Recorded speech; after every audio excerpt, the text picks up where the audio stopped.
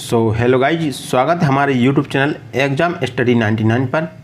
Guys, आज का video काफ़ी इम्पोर्टेंट होने वाला है क्योंकि आज हम बात करने वाले हैं रेलवे भर्ती परीक्षा 2025 के लिए सामान्य अध्ययन के कुछ महत्वपूर्ण प्रश्नों की, जो आपकी आगामी परीक्षा RRB NTPC, RPF constable, railway technician, railway group D, UP police या अन्य सभी गवर्नमेंट एग्जाम परीक्षा के लिए अति महत्वपूर्ण होंगे।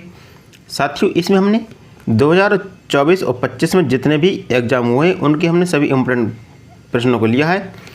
साथियों, ये सभी प्रश्न बार बार परीक्षा में पूछे जाते हैं, तो ये वीडियो आपके लिए अति इम्पोर्टेंट होगा, तो वीडियो के अंत तक बने रहें। चलिए हम स्टार्ट करते हैं।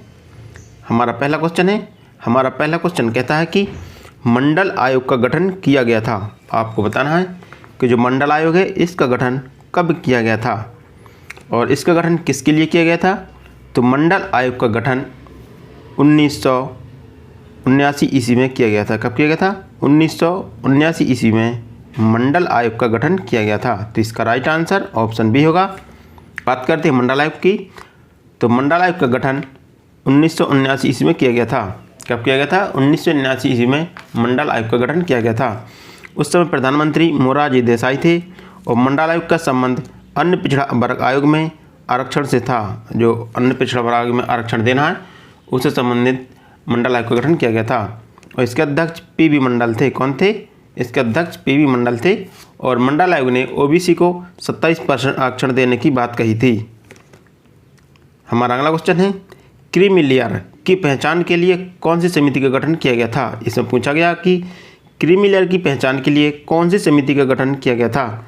तो क्रीमी लेयर की पहचान के लिए रामानंद समिति का गठन किया गया था। किसका?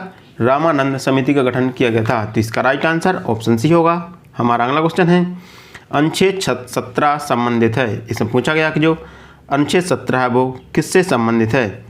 तो अनुच्छेद 17 जो अस्पृश्यता के अंत से संबंधित है। अस्पृश्यता का अंत का उल्लेख अनुच्छेद 17 में किया गया है। तो इसका राइट आंसर ऑप्शन बी होगा। हमारा अगला क्वेश्चन है, राष्ट्रीय पुरस्कारों की शुरुआत कब हुई थी। इसमें पूछा गया कि जो राष्ट्रीय पुरस्कार थे इसकी शुरुआत कब की गई थी। तो राष्ट्रीय पुरस्कारों की शुरुआत 1954 ईस्वी में की गई थी। कब? 1954 ईस्वी में की गई थी। तो इसका राइट आंसर ऑप्शन सी होगा।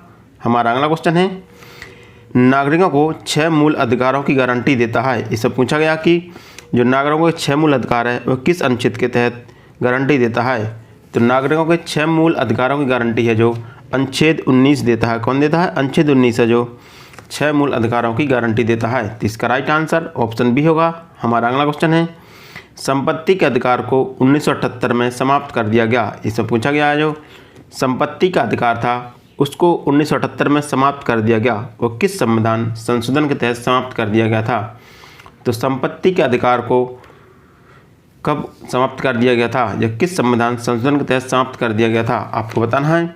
तो संपत्ति के अधिकार को 44वें संविधान संशोधन 1978 के द्वारा समाप्त कर दिया गया था और इसको एक कानूनी अधिकार बना दिया गया। तो इसका राइट आंसर ऑप्शन डी होगा। हमारा अगला क्वेश्चन है, देश के नागरिकों को किसी भी क्षेत्र में घूमने का अधिकार प्रदान करता है। इसमें पूछा गया कि देश के नागरिकों को किसी भी क्षेत्र में घूमने का अधिकार कौन सा अनुच्छेद प्रदान करता है। आपको बताना है कि देश के नागरिकों को किसी भी क्षेत्र में घूमने का अधिकार प्रदान करता है।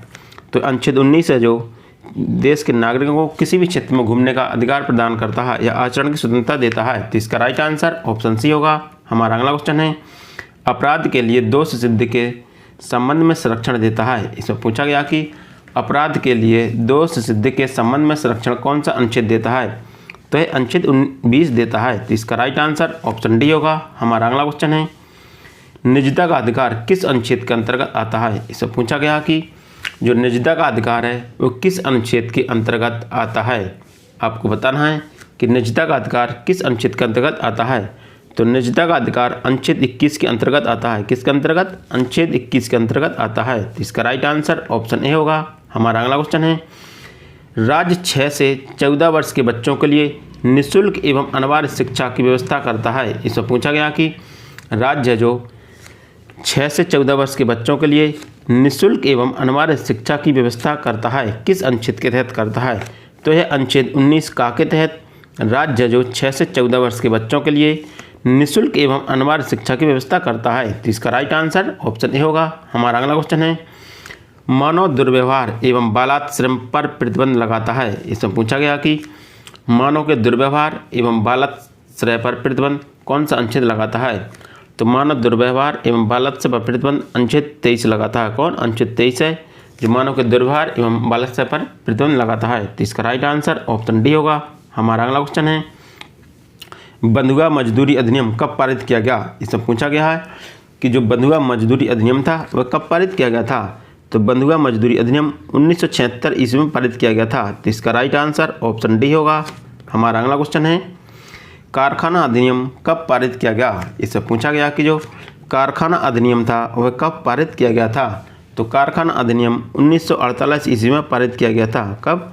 1948 ईस्वी में पारित किया गया था। तो इसका राइट आंसर ऑप्शन ए होगा। हमारा अगला क्वेश्चन है, समान श्रमिक अधिनियम कब पारित किया गया। इससे पूछा गया कि समान श्रमिक अधिनियम कब पारित किया गया। तो समान श्रमिक अधिनियम 1976 ईस्वी में पारित किया गया था। तो इसका राइट आंसर ऑप्शन डी होगा। हमारा अगला क्वेश्चन है, बाल श्रमिक अधिनियम कब पारित किया गया। इससे पूछा गया है कि बाल श्रमिक अधिनियम कब पारित किया गया। तो बाल श्रमिक अधिनियम 1976 ईस्वी में पारित किया गया। तो इसका राइट आंसर ऑप्शन सी होगा। हमारा अगला क्वेश्चन है, बाल श्रमिक पुनर्वास कल्याण कोष की स्थापना की गई। इससे पूछा गया कि बाल श्रमिक पुनर्वास कल्याण कोष की स्थापना कब की गई थी। तो बाल श्रमिक पुनर्वास कल्याण कोष की स्थापना जो 1996 ईस्वी में की गई थी। कब? 1996 ईस्वी में की गई थी। तो इसका राइट आंसर ऑप्शन बी होगा। हमारा अगला क्वेश्चन है, बाल अधिकार संरक्षण अधिनियम कब लागू हुआ। इसमें पूछा गया कि बाल अधिकार संरक्षण अधिनियम कब लागू हुआ। तो बाल अधिकार संरक्षण अधिनियम है जो 2005 में लागू हुआ था। कब हुआ था? सन 2005 में बाल अधिकार संरक्षण अधिनियम लागू किया गया था। तो इसका राइट आंसर ऑप्शन बी होगा। हमारा अगला क्वेश्चन है, सिख धर्म में कृपाण धारण करने की स्वतंत्रता किस अनुच्छेद में दी गई है। इसमें पूछा गया है जो सिख धर्म है उसमें कृपाण धारण करने की स्वतंत्रता किस अनुच्छेद में दी गई है। तो सिख धर्म में कृपाण धारण करने की स्वतंत्रता अनुच्छेद 25 के अंतर्गत दी गई है। अनुच्छेद 25 के अंतर्गत सिख धर्म में सिखों को कृपाण धारण करने की स्वतंत्रता दी गई है। तो इसका राइट आंसर ऑप्शन सी होगा। हमारा अगला क्वेश्चन है, अनुच्छेद 28 कहता है कि, साथियों इसमें पूछा गया कि अनुच्छेद 28 क्या कहता है। तो अनुच्छेद 28 कहता है कि राज्य पोषित किसी शिक्षण संस्थान में धार्मिक शिक्षा नहीं दी जाएगी। साथियों जो अनुच्छेद 28 है वह कहता है कि राज्य पोषित किसी भी शिक्षण संस्थान में धार्मिक शिक्षा नहीं दी जाएगी। तो इसका राइट आंसर ऑप्शन सी होगा। हमारा अगला क्वेश्चन है, अनुच्छेद 32 को संविधान की आत्मा या हृदय कहा। इसमें पूछा गया कि अनुच्छेद 32 को संविधान की आत्मा या हृदय किसने कहा। तो अनुच्छेद 32 को संविधान की आत्मा या हृदय डॉक्टर भीमराव अंबेडकर ने कहा।